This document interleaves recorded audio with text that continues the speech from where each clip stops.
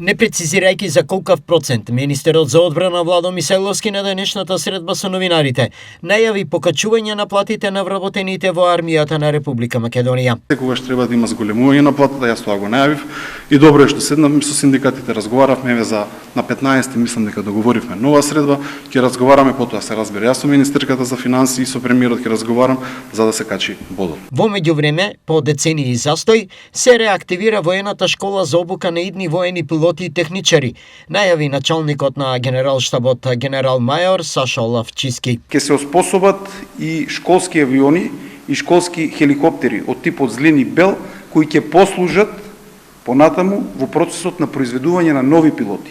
Ова е нешто што со десетици години е ставано во адакта, ставано е под сенка, под тепих.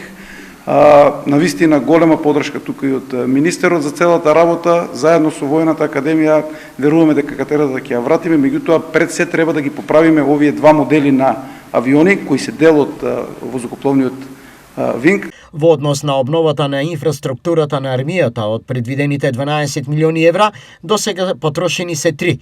Меѓу завршените проекти е реконструкцијата на објектите во Штипската касарна Јане Сандански. Влегуваат многу проекти, доредување на објекти, целосно реновирање во касарната во Штип, замена на покриви во објектите во касарните Гоце Делче, во Чојлија. Мисајловски е оптимист. Сегашниот процент од 2,8 колку се издвојува од републичкиот буџет за армијата, а согласно стандардите на НАТО, в година да се зголеми и доколку економските услови го дозволуваат тоа и да достигне до 4%.